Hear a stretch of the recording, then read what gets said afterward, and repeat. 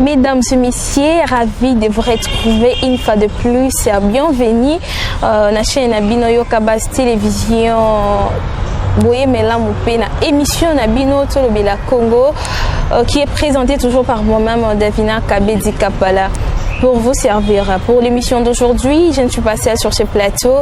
Kandeto Misana, Tolobela Mboka, Tolobela Bongo, peuple congolais, Tolobela Bongo, Maïma Koleka, Namboka, Nabiso, Tolobela Bongo, dans tout touche à tous les quatre coins de la République et surtout Maïma Tali, politique, Balobi, Tolobela Bongo, Mingi Mingi, sujet d'actualité.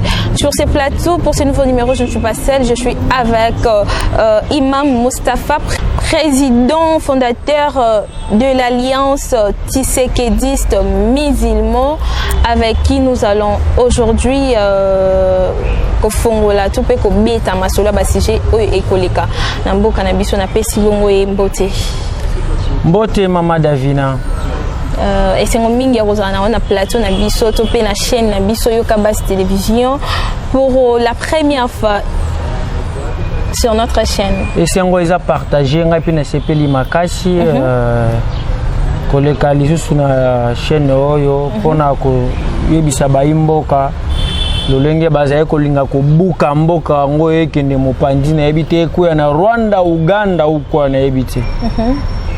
Voilà, et na Rwanda, Uganda ou quoi. Le premier ministre Azaki Bongo attendit Azali Bongo Bazeli Bongo Lobi Mukolo le 26 janvier 2021 par les élus du peuple.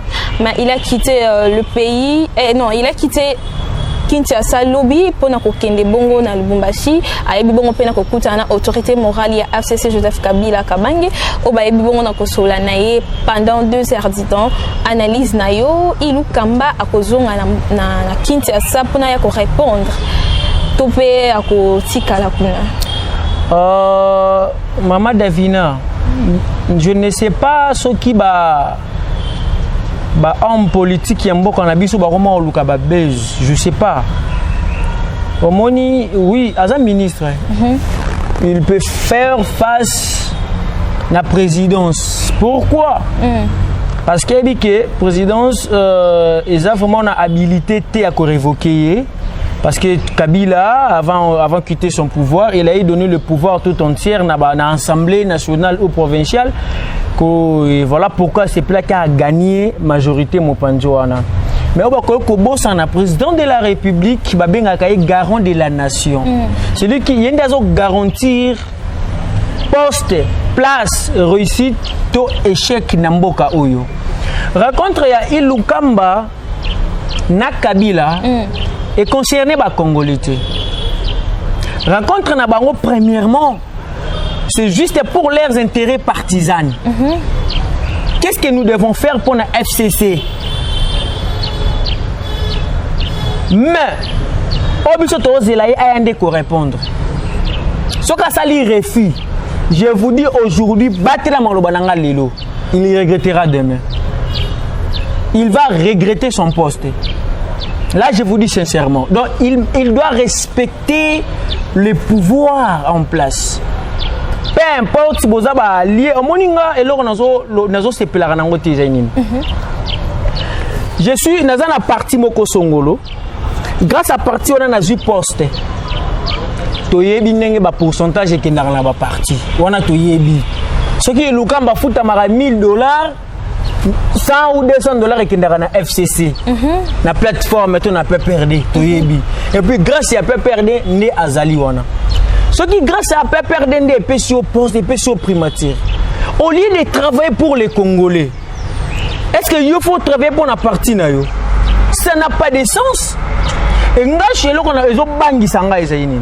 Pour na rencontre na bango na Kabila. Eloni ezo bangisa. Kabila avait montré la bonne foi aux Congolais de laisser son pouvoir, de laisser les pouvoirs et non son pouvoir, de laisser les pouvoirs tranquillement au moment où il avait Azaki na Minduki, il avait la force. Il pouvait aussi s'entêter, signer tout ce à Awekoya et Yam. Mais il a montré aux gens que je vais pas le son Makilae Tanganambo Kananga a organisé l'élection, il a laissé le pouvoir.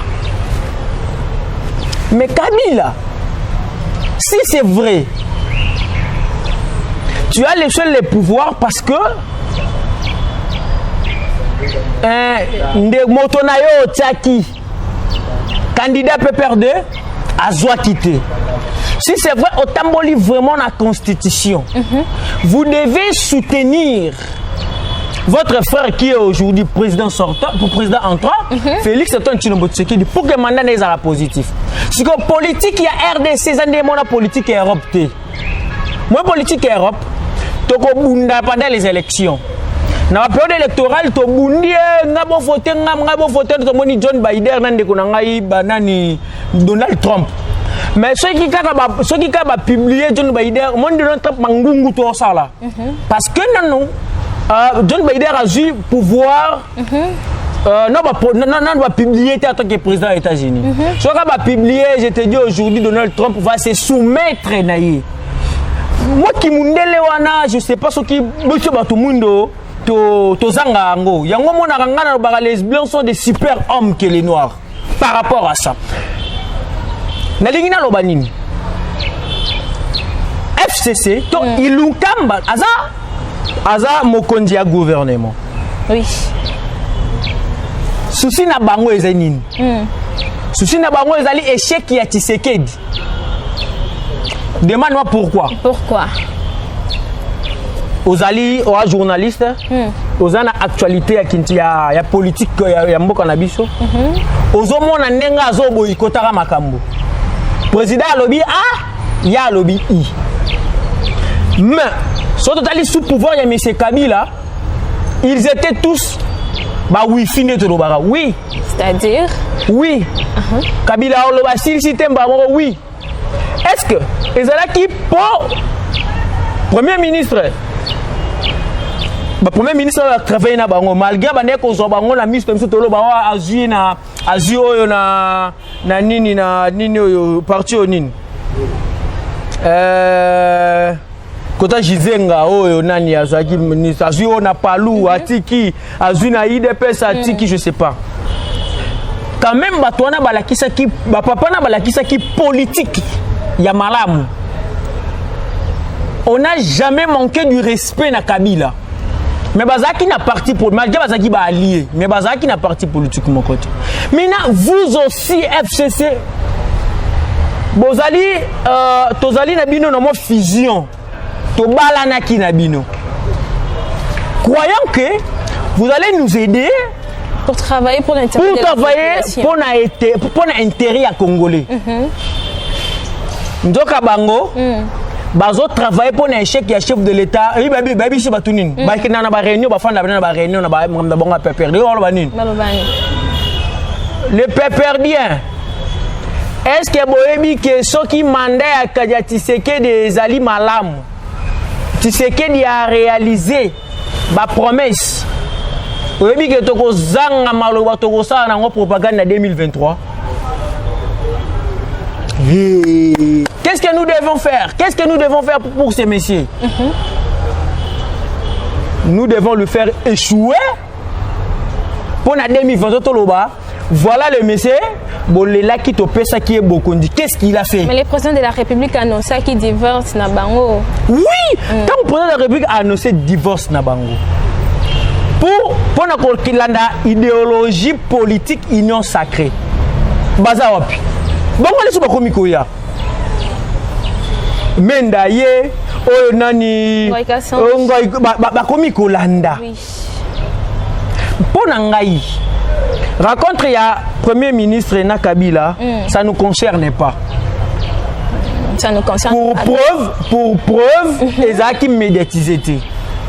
Ce qui concerne qui Congolais, bien qui sont dans média. Le solo qui en huis clos, c'est l'air examen solo na bango et tali ba et top so ba kende ko solo ba makambo affaire. Makambo ko bangisa ba Congolais bazali Kabila mérite de respect en tant que sénateur en vie de Soukiwana. Maman, nous devons parler mboka na biso ezo kende wapi.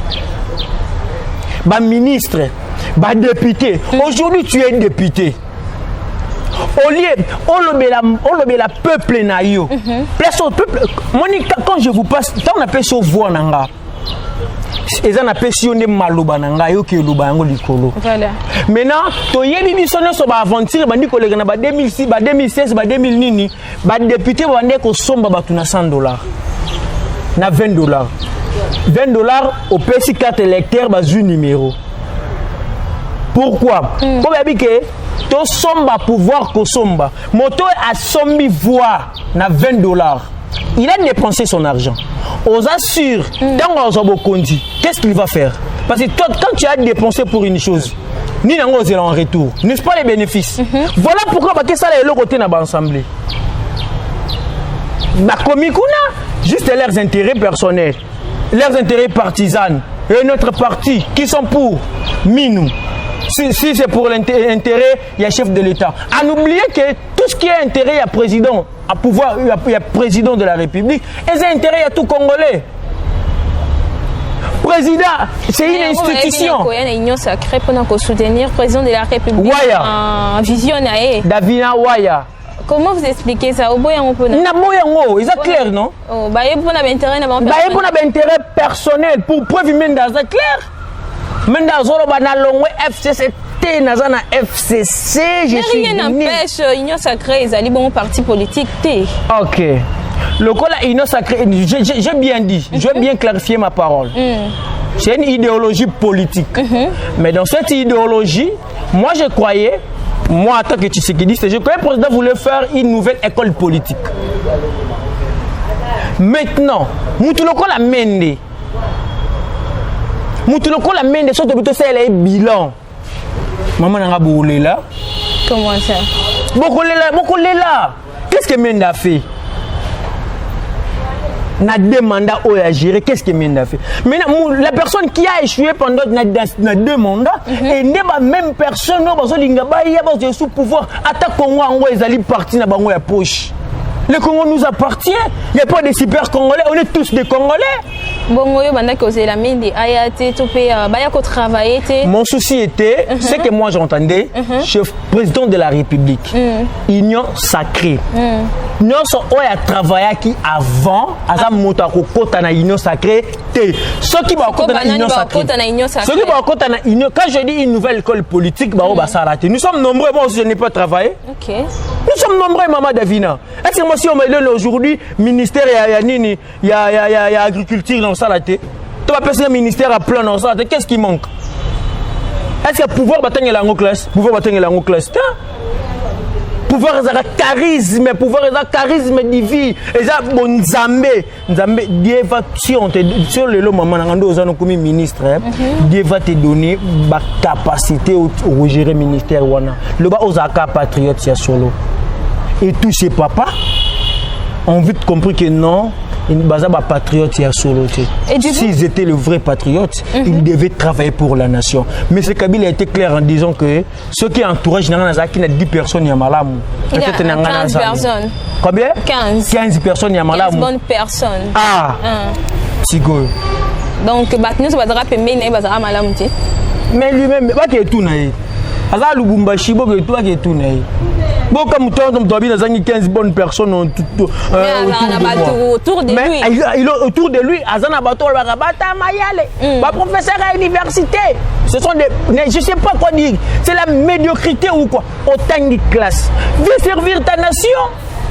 et vous travaillez pour vos intérêts pour vos intérêts personnels au Vimbisi Libumu au Coton d'ici compte en Europe majorité na bango ce sont des étrangers baso ba nationalité européenne ba ko ambriera mito to maini no koki koloba na bae parce que eza lokolo elo moto remarqué au pays ba papa to pe ba cadre ya minene to pe ba bazo occuper ba poste ya minene ça fait des années bazala ka obewana balinga ko cédete donc on comprend eza nini bokondi yango soit pouvoir yango eza familial soit elongo raté ba jeune bakoki koya place. Qu'est-ce que vous pouvez dire analyse na yo na tant otali ba papa wana des années banda mobutu ba msusu kutu banda mobutu bazala ka wana Maman Davina à chaque fois na oloba politique ya mboka na biso eza mai na miso président de la République son excellence Félix Antoine Tshilombo Tshisekedi ceux qui a sali attention a corrisqué en 2023 comme il cite moko bato babambi mabanga na ekiri wana à cause ya bato bazolanda ye moi je suis Tshisekediste politique ya mboka na biso ezali ndenge nini politique ya mboka na biso ezali gâteau ba poste nyonso monaka ya l'état wana eza gâteau na parti politique na nga yango naza na ba allié et tango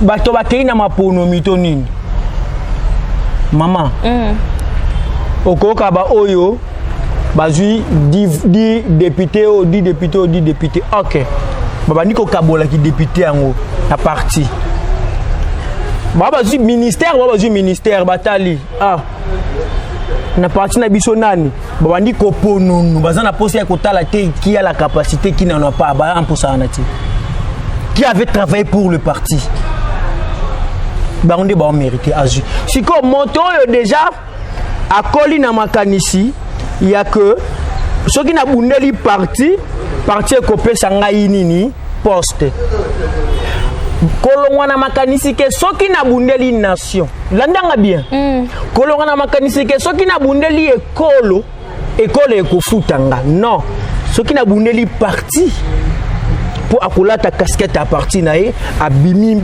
nikoloba azo défendre parti mais Congo ba makambo ezoleka mutu moko va défendre Congo te na est ya mboka na biso ba mama baza violer lokola yo ezana baba na misusu na Kinshasa lelo ba vie misusu atikali sans famille azo baté ouais ako retrouver la famille comment moi j'ai un jeune garçon c'est un joueur ngane na soutenir yé ayemi famille na été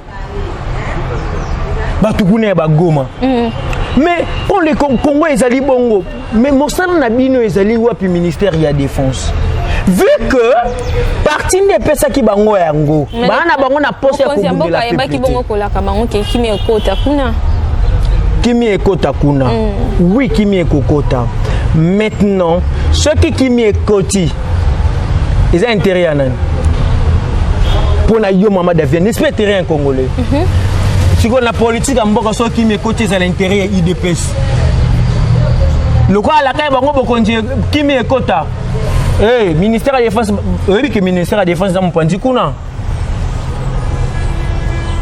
il va toujours créer des isani. Mais le problème avec Tshisekedi c'est quoi tant que basala qui passation de pouvoir avec ancien président Joseph Kabila na président Félix là Bobeti Maboko il est cool voilà il est congolais passation de pouvoir civilisé a memi on a kimena son takufi azate tango Moïse Katumbi et Jean-Pierre Bemba ba on a koya union sacrée bongo Bobeti Maboko lobi OK ils sont des congolais ba ya ba travailler pour la population tango ba sengi ba poste ba komi ba rwandais ba komi ba ougandais ba komi ninga nyonso bobenga bango wana tango ba non saki bongo di bala FCC cash allez ba FCC ba komi mabe ba komi bloquer mais coalition zaki Bobeti Maboko OK coalition est pour travailler les intérêts de la population bilo bon c'est quoi au juste Maman Davina oza moi aussi. Kota la oboye, tu es une jolie fille. Mobali et pas moi c'est le calibration impressionnant que zanine. N'est-ce pas l'aspect physique? Ah, obiso ba kinoto dobara comme moi za bébé. Na approché moi si. n'est-ce pas? Na bandi ko fanda na mwasi. Je vous dis sincèrement, tango na mutu na yo. Coalition FCC cash.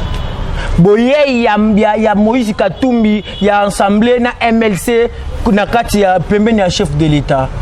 C'était par l'hypocrisie. Et ça local là premier je t'aime autre yebisaka basi. Est-ce que tu lokuta?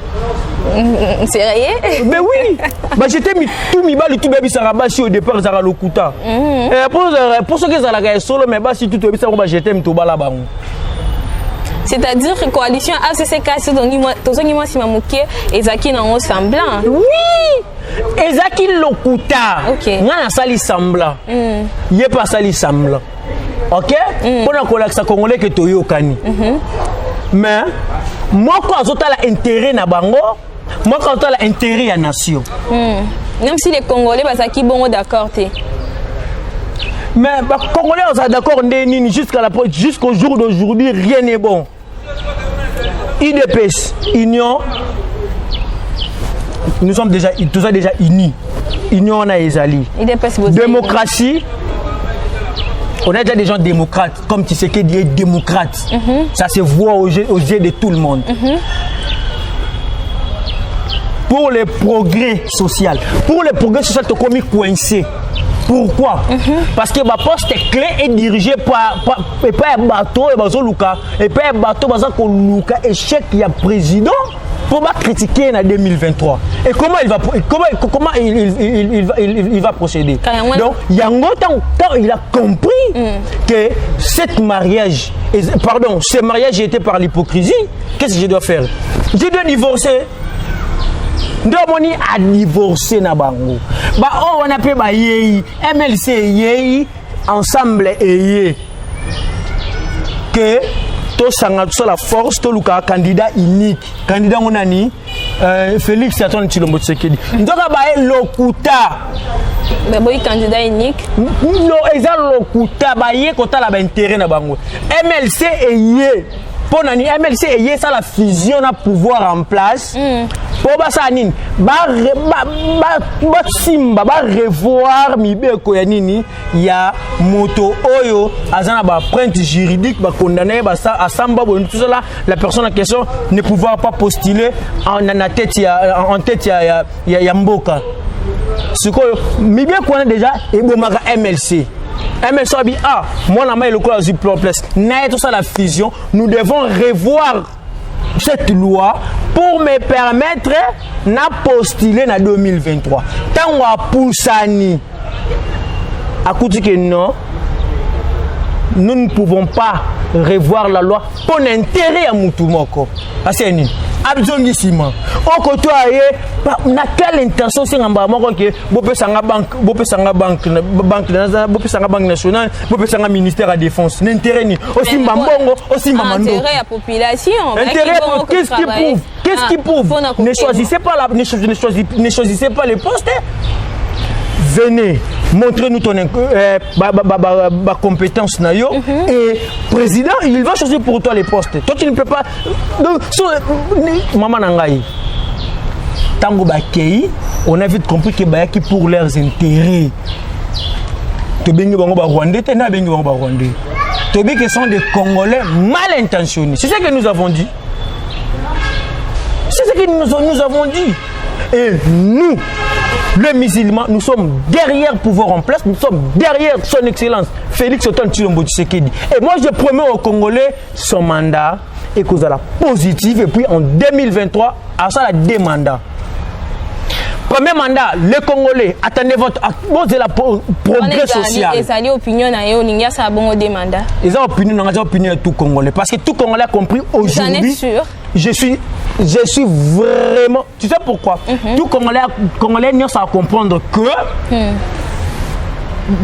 Tout ça qu'on progressé socialement, c'est parce que notre président est coincé. Tu l'es là, coincé? Oui, il est divorcé. A divorcé déjà na parti. Maintenant il doit aussi divorcer na ba malin. Maman nanga na lobaka chaque fois yo bala na kino na 5 ans toze la kakati. Non, déjà 2021 makamboza makasi. Makamboza makasi maman nga na senga Kinshasa. Muninga, nasenga place mon soutien, nasenga nazala gouverneur ya Kinshasa. Si moi Moustapha j'étais gouverneur. Osenga gouverneur Kinshasa, vous voulez dire que balongo la bongo Gentini Ngobila batia yo. Na iba longa Gentini Ngobila. Mais ce que osenga Gentini Ngobila koma ki wana pour balonga gouverneur à Kinshasa. Gentini Ngobila koma pour balonga ki nani? Non, mandat na si la moi je vais travailler à mon tour. OK, na deuxième mandat. Oui. Mais sauf que ce qui n'a zaki Gentini Ngobila mais zandouane zandenge zaidi l'autre. Kota la Kinshasa on lelo na tête ya Gentini Ngobila. Analyse ni ko sala. Purement salité. Il dirige les gens par défi. Passe à la télé, couvre-feu. Et couvre-feu pour quand on ne sait jamais, c'est comme mouton na yo, tu bon ba singana kingo bombi bango kuna. Fermeture ya grand marché. Atie bango wapi. Bato akangi wana jina biso mama kangi ba entreprise. Il y a des gens balia kana au taux du jour. Nga defona lingana lela. On ne dirige pas par défi. Tellement tu as le pouvoir. Non. Et vous demanderez au Kosenga na gouverneur Gentini Ngobila nini afongola zando et puis au Kosenga na nini na ko gouverner na ye. Ko gouverner na ye on a Kosenga na ye juste kati ke la place, c'est tout. Non c'est nini. Place. Je n'ai rien à lui demander. Nous sommes arrivés. Je n'ai rien à lui demander pendant le moment de venir à gouverneur. N'a reçu un place parce que depuis il est gouverneur, article imam président fondateur de l'Alliance des sécuristes musulmans parce que depuis il est imam jusqu'au jour d'aujourd'hui, rien n'est bon. C'est comme si Bazawana juste pour en 2023, voilà. Non, c'est pour l'intérêt à Congolais. Azana famille Gentini Ngobila. Est-ce que toute son famille est riche? Tout membre de sa famille est riche. Je ne pense pas. À ce comprendre que ceux qui Kinshasa lelo et moi pas et même il y a musika autour de la famille élargie vont bénéficier. Pourquoi vous regardez seulement la famille restreinte ou la famille politique? Si bon ko gouverner na etopé ko kambela na ya Kinshasa. Artikala na yo wana osenga atikelo plasté. Soka bongisi. Et soka bongisi nga senga ba place na mona mabeti. Ngana senga personne na zomona mabe. Nazana idée européenne ça a été. Moi j'ai mes idées. Oui, moi j'ai mes idées. Oyo na loba na sola kana ngona parti que si c'était Moustapha à la place de Gentini Ngobila banini zando lingaki za la bongoté commerce lingaki za la ndenge za salité même ba bon marché ba quartier industriel otali même ba limité banini ngeza ndenge za leloté. N'a assumé mes responsabilités en tant que gouverneur. Voilà, nous sommes à la fin de notre émission. Lobby Zaki Bongo le 24 janvier 2021 et ça les Bongo 2 ans après passation civilisée du pouvoir entre président Félix Tshisekedi et Joseph Kabila. Baimbo Kabila Bongo na ko retenir ni na 2 ans au pouvoir il y a Félix. Baimbo Kabila ko retenir ils allaient juste que pendant 2 ans wana notre pouvoir était menacé par le malin au kanisaki baye mariage pour l'intérêt à tout Congolais. Nzokande baye mariage pour na koluka échec le chef de l'État pour épée sa bonne force na 2023 pendant 2 ans tout ça qui vraiment na bitumba makasi oh ya makambu ya ba saut des moutons ba nin tout ça là ekeye zongi 100 jours et tout ça là président Zaki vraiment menacé na 2 ans wana tout ça qui pour Congolais qu'on comprendre on a déjà tout commis déjà na habilité ya ko kabwana ba malin bozi la biso na 3e année inchallah nzambe ko salisa kabiso na boyebi o to zaina yango les Congolais vont se retrouver quand même à 70% en attendant 2023 pour que les Congolais afanda malamona ngbainde na yi. Et voilà, nous sommes arrivés à la fin, mesdames et messieurs. Balandi Ayo Kabas Télévision. Ça a toujours été un réel plaisir. Baki Bolandra Biso Bongo Ebele na Yambelek Bino Bongo Imam Moustapha Azali, président fondateur de l'Alliance des Tshisekidistes. Oyo na Yambaki Bongo lelo na plateau. Tolobelika Bongo Tali Bo Cannabiso. Continuez de vous abonner continuez de vous abonner massivement sur notre chaîne Yokabaz Télévision. Bozala bongo décidé. Partagez nos émissions. Quand je parle de partager, je vais dire partager la émission na biso na moni bongo. Président Chikito Mushashino a continué de partager na moni pe la grande dame Jacqueline Elungu la dame Yamute Mavala. Merci pour na soutien na yo. Na moni pe bongo président to pe conseiller fu Musabata et pas partageaka. Azape parmi ba leka na plateau na biso ya Yokabaz Télévision, mais c'est parmi aussi des personnes oyo batara biso bongo maboko to pe ko soutenir biso na ba partage na bango. Continuez, abonnez-vous si c'est pour la première fois au Landa Biso. Abonnez-vous, vous ne serez jamais déçus. Imam Mustafa, nous sommes arrivés à la fin de l'émission. Congolais, Congolais de partout dans le monde entier. Ba bongo na ko retenir ni na passage na yo na Yokabaz Télévision, malgré na yebi que non, ce n'est pas la dernière fois, même si c'est la première fois na yebi que dans bala soukate. Ok, Congolais nyonso ba ko retenir loko yo, le Congo nous appartient, il n'y a pas de super Congolais, on est tous des Congolais. Notre président Félix Tshisekedi azaina mawa na bolingo na bango makasi bazala kimia ba tous à la souci dans nos premiers mois ya maizole kana estembo kana biso et puis tango kimia kokota biso to tambola na idéologie nous voulons la paix et les pains. Premièrement, nous voulons d'abord la paix parce que s'il n'y a pas la paix, même les pains au lien on a kimia. C'est ça. Donc ce que le Congolais pouvoir retenir, je dis et je vous remercie. Voilà, je dis et je vous remercie. Ngana Bongo Idriss Badi Banga depuis Tunisie. Merci parce que vous partagez nos émissions. Continuez de partager, vous ne serez jamais déçus. Natondi Bongo Roi Mabi, Papa Roi Mabi de loin, c'est parmi Batu Baeba soutenir Abiso. On a ba partage na bango et puis na ba conseil na bango. Je dis merci à derrière la caméra pour les images. Lui c'est qui? Glody H4. Merci à une équipe na Moni Bongo Consolate. C'est parmi les Ali Bongo ba kosa la force Yokabaz Télévision. Davina Kabedi, retrouvez-moi à la prochaine numéro avec le même plaisir.